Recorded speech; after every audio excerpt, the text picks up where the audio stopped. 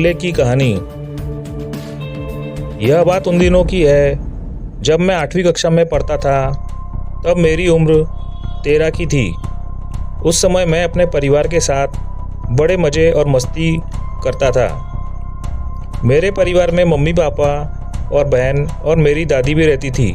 मेरे पापा रेलवे की नौकरी करते थे, इसलिए हम लोग रेलवे के मकान में रहते थे।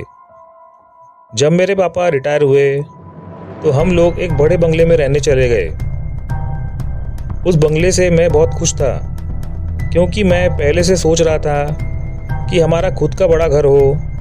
और जब हम लोग घर में रहने गए तो हमें एक बेचैनी से महसूस हो रही थी और हम रात को देर से सोते थे, क्योंकि हमें डरावनी पिक्चर बहुत पसंद थी और हम देर रात तक टीवी देखते रहते थे।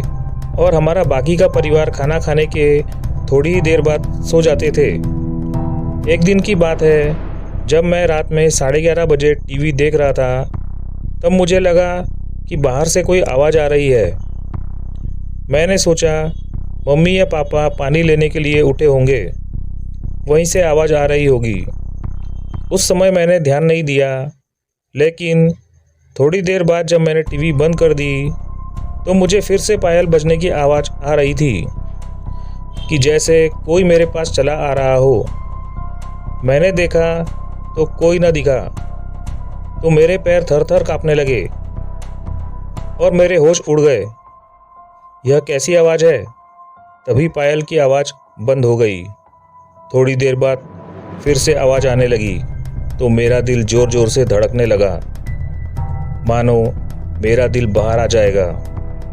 मैंने सोचा कि मैं यह बात सबको बताता हूँ। जब मैं हिम्मत जुटा के दरवाज़ा खोला तो मुझे वह मेरे पास बजने लगा, लेकिन वहाँ पर कोई ना दिखा।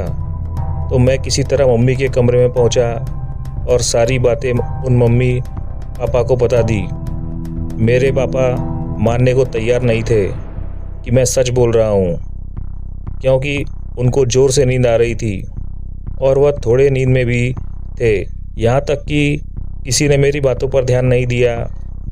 तो मैंने सोचा कि आज रात मैं मम्मी पापा के साथ ही सो जाता हूँ। ऐसा करते करते करीब 8 या 9 दिन बीत गए। तभी वह आवाज़ फिर से आने लगी, लेकिन वह मेरे सिवाय किसी और को सुनाई नहीं दे रही थी। और अब तो वह आवाज़ चाहे जब आने लगी, लेकिन मेरे साथ कुछ गलत नहीं हुआ और मेरे पापा ने वह बंगला ही बदल दिया और हम लोग फ्लैट में रहने चले गए। हमारे बाद उस बंगले में हमारे जान पहचान वाले लोग रहने आए। उनका छोटा बेटा हमारा बड़ा अच्छा मित्र था। एक बार वह हमसे मिलने हमारे घर आया और हमसे पूछने लगा कि एक बात मैं तुमसे पूछ रहा हूँ, सच सच बताना कि उस घर में कभी तुमने किसी के चलने या फिर पायल बजने की आवाज़ सुनी थी? तब तो हमें पक्का यकीन हो गया कि उस घर में कुछ तो था। और फिर मैंने अपने परिवार को बताया। तब उन लोगों ने हमारी बातों पर यकीन किया कि अब मैं सच बोल रहा हूँ। और जो लोग वहाँ पर रह रहे थे, उन लोगों ने उस घर में पूजा पाठ कराया, तो पता चला कि यहाँ पर 7 औरतों ने एक साथ फांसी लगा ली थी और यह उन्हीं की आत्मा थी। आज मैं करीब 70 साल का हो गया, फिर भी उस घर में जाने से मेरे रोंगटे खड़े हो जाते हैं और उस घर की बात सुनकर मैं आज भी बहुत डर जाता हूँ।